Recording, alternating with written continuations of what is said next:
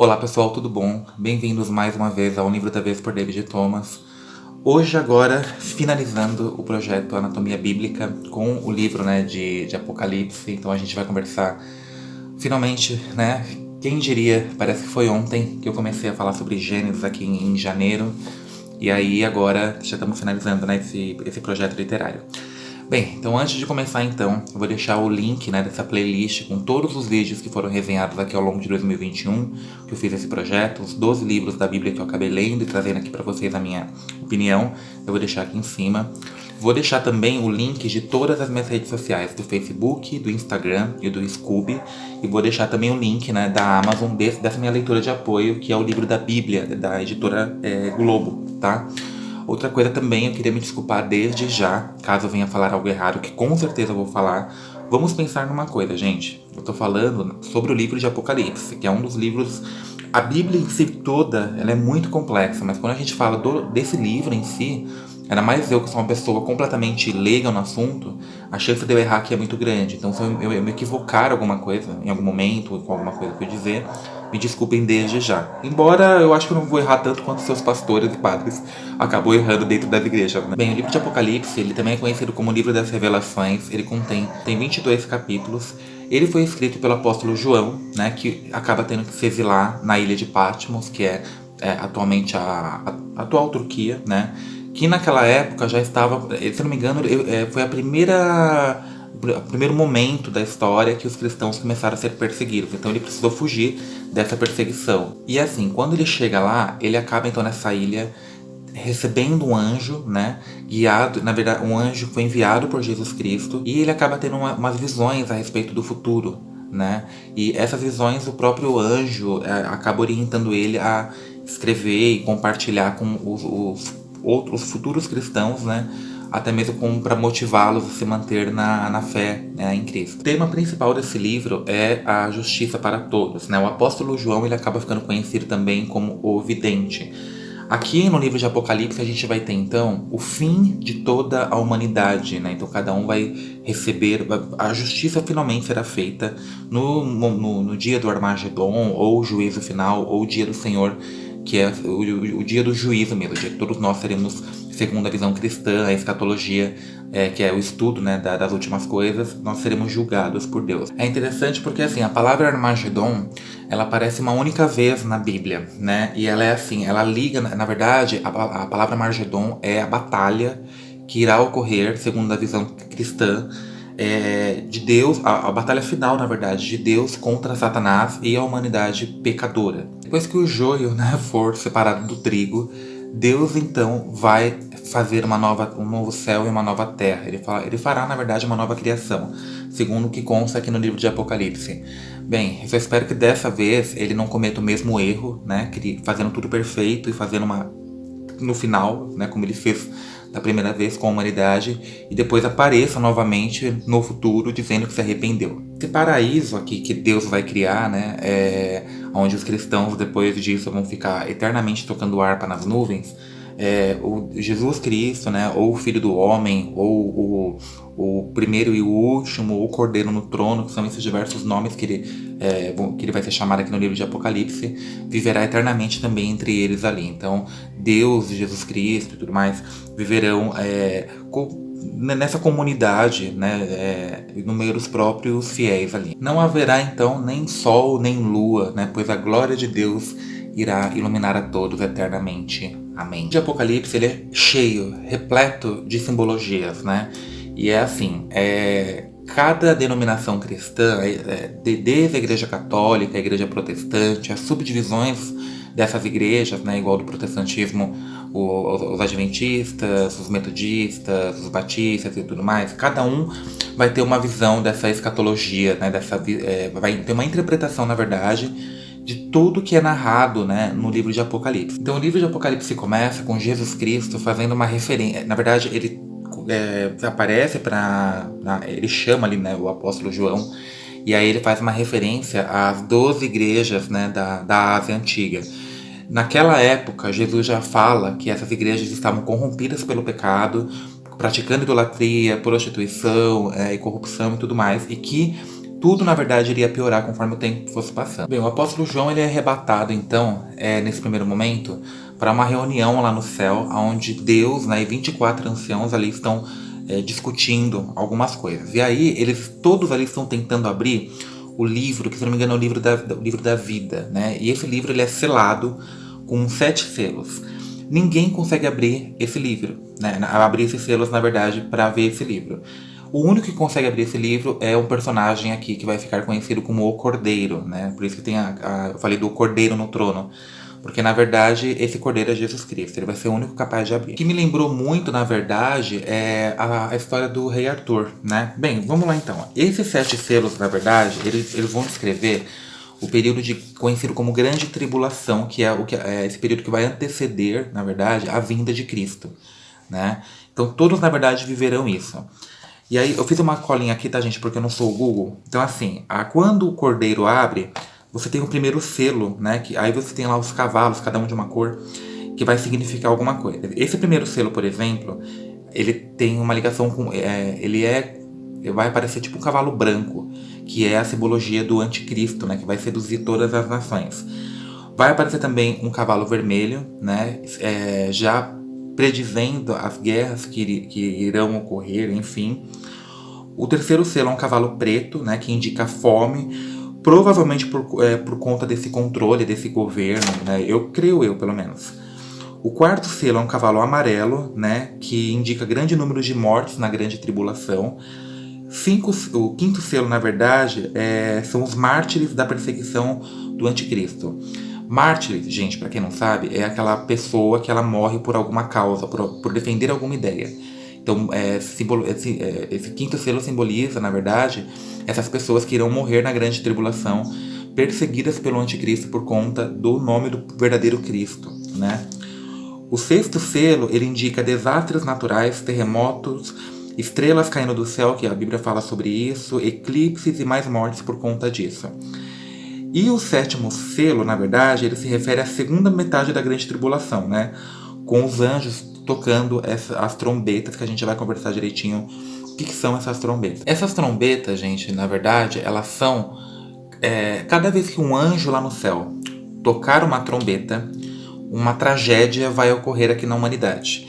Tudo isso vai ocorrer no período da grande tribulação, ou seja, antes da vinda do Jesus Cristo verdadeiro, antes, na verdade, do arrebatamento acontecer. Então, quem estiver vivo aqui, segundo a visão cristã, pelo que eu entendi, independente de você ser cristão, você não ser, de você ser salvo ou não ser salvo, todos enfrentarão esses acontecimentos. Então, vamos lá.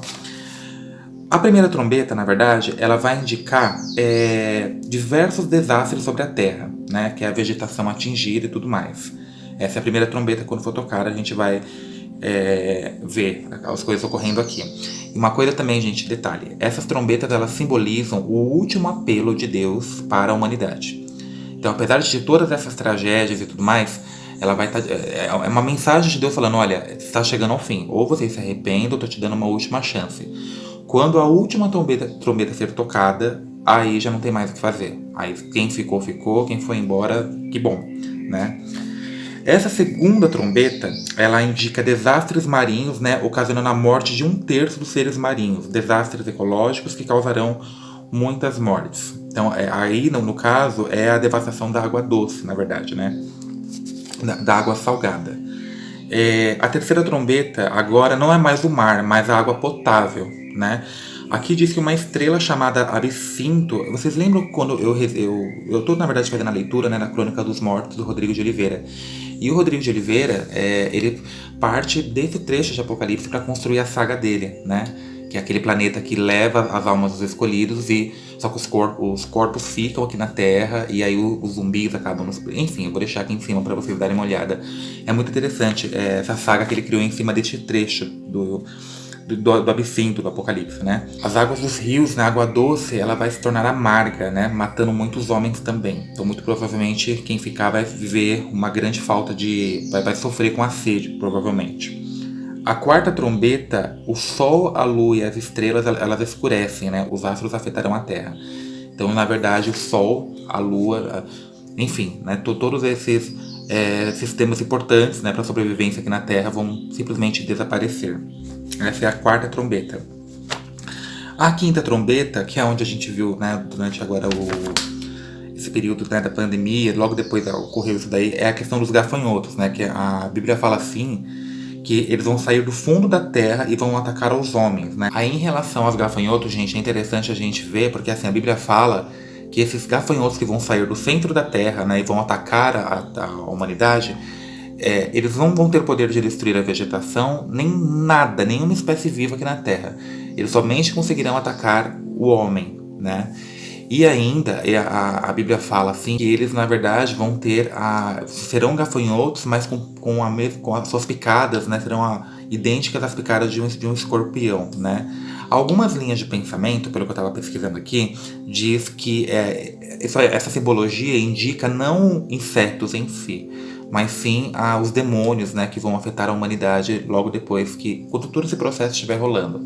Como eu falei pra vocês, gente, eu não tenho razão sobre tudo, eu estou falando aqui da leitura que eu fiz do livro de Apocalipse e também da pesquisa que eu acabei realizando. Essa trombeta, ela é o último apelo de Deus mesmo, então assim, ela vai, na verdade, dizer, né, vai falar a respeito das guerras que ocorreram desde a primeira vinda de Cristo até essa segunda, né, que irá ocorrer. 4 anjos, na verdade, anjos malignos, vão ali sair do rio Eufrates e eles vão incitar a humanidade a guerrear entre si, né? Como sempre ocorreu na humanidade, guerras nunca foi uma novidade pra gente. Então, assim, né? Isso que eu acho meio, enfim. Mas eles vão incitar a humanidade a entrar em guerra. E aí, né, com essa sexta trombeta sendo tocada, nós vamos ter a sétima. A sétima já é o fim do fim, porque será o arrebatamento dos justos, né? Segundo a visão cristã, num dia que ninguém sabe, nem, se não me engano, o próprio Jesus Cristo sabe, eu acho que somente Deus sabe. Jesus será enviado para a Terra novamente e nessa vinda como um ladrão, ele vai levar os justos, né? Então, eu falei uma vez sobre uma série aqui que eu assisti, que é o The Leftovers, né? Que a série começa exatamente quando ocorre o arrebatamento, né? Quando milhares de pessoas cristãs, justas, enfim, serão levadas para viver nesse paraíso. Quando esses justos subirem, o Espírito Santo também subirá. Então, basicamente, quem ficar aqui estará sozinho, sem a proteção divina, né? Sem a presença do Espírito Santo. Quando Jesus levar os justos e o Espírito Santo subir, a gente vai ter o aparecimento de um personagem muito sedutor, que é o Anticristo. Imagina assim, tudo isso, cada trombeta foi uma tragédia diferente, né? Então, assim, a humanidade, imagina o caos que ela vai estar. Quando ocorreu a última trombeta, né, quando a última trombeta foi tocada e o anticristo aparecer, uma besta vai surgir, que é o anticristo, vai surgir do mar, né, que esse mar, segundo algumas interpretações, é a sociedade, resolvendo todos os problemas da humanidade. Então, todos esses caos feitos, né, por Deus na grande tribulação, o anticristo, ele aparentemente irá resolver todos os problemas da humanidade, inclusive o fato dessas pessoas que foram levadas e nunca mais voltarão, né? Tudo isso, gente, é uma afronta ao verdadeiro Salvador, que é Cristo, né? Cristo veio para a Terra para nos salvar. Então o anticristo ele vai, na verdade, subverter essa visão, né? Aparecendo aqui na Terra como Salvador, também será adorado, enfim, resolvendo todos os problemas da humanidade como um grande Salvador. Deus, durante 3 anos e meio, vai dar todo o poder à besta, né? E ela vai fazer grandes coisas e ela vai maravilhar todo mundo. Assim, todo mundo vai ficar maravilhado com ela. Quem ficou aqui e ainda quiser subir, ainda vai ter outra chance. Deus não cansa de dar chance, né?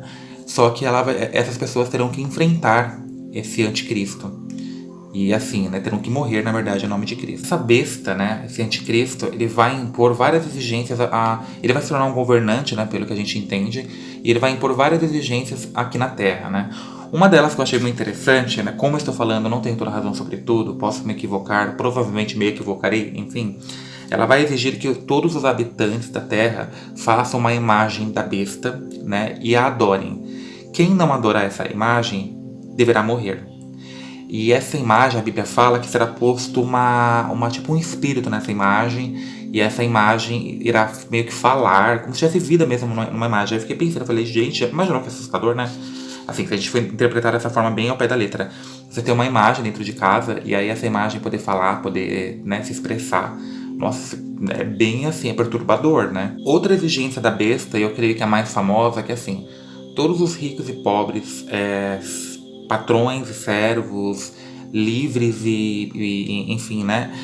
E presos, todo mundo terá que colocar uma imagem, na verdade uma imagem não, o código da besta, né? Que todo mundo conhece esse código, na mão direita ou na testa, né? Para que assim possa comprar ou vender. Essa é o famoso chip, né? Então, assim, todo mundo, a besta vai obrigar.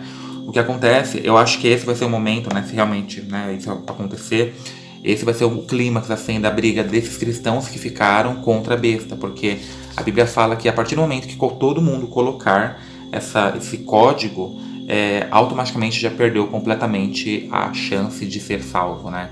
Então eu acho que aí vai ser o momento principal dessa luta desses cristãos com com o anticristo. E aí depois de tudo isso, né, esse Deus, depois que, né, a besta dominar tudo, enfim, todo mundo for marcado por ela, tem então as 7 taças da ira de Deus. Deus então vai realmente agora se vingar. Então eu vou falar bem rápido aqui para resumir bem quais que são essas taças da ira de Deus, né? Uma delas, a primeira, né, será feridas aos marcados pela besta. Então, muito provavelmente, quem colocou essa marca da besta, algum tipo de câncer ou tumor irá nascer nessas pessoas.